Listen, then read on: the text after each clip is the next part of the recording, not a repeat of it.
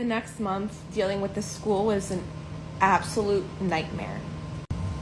After that day, I no longer felt safe in my dorm, so I began traveling back and forth to his parents' house, and I stayed with them for a month. And the drive between school and his parents' house was about 45 minutes to an hour. So I was driving back and forth every single day. I refused to stay in my dorm. I didn't feel safe there. I had to do so many things just to try to get like an idea of what the hell was going on and why the school wasn't participating in making sure I was okay, especially since this guy was sexually harassing me and nothing was being done. So I met with the police numerous times, like, you need to let me watch that video because I'm telling you, he did not take a step towards him. I was there the whole time. I watched what happened. All he did was go out and tell him to leave me alone, and he just charged, and the football player just charged at him. He did not step towards him in a menacing way or anything. You need to let me see the video, and they refused. I went there so many times trying to make sense of what happened. They would not give me answers. They would not speak to me. The next step was trying to get out of my dorm agreement because they make you sign in full for the whole year, and this was November 30th.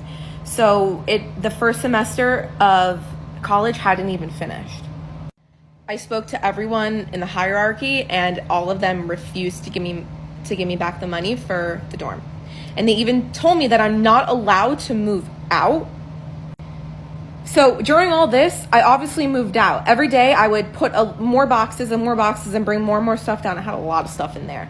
And they would see me, and then they tried to stop me one time, like, "Ma'am, you can't move out. You need to stay here." You go fuck yourself. It came to the point where they refused to just give me my money back. So I had to get my dad involved, and my dad wrote them quite a wordy email. And after my dad sent that email, they did agree to refund the money for the following semester's dorm agreement. Another thing that was going on was that we were trying to appeal the trespass order because we didn't think it was warranted. And every time we sent one in, it was immediately disregarded. The school did everything in their power to actively make sure they were not giving a fuck about what happened to me.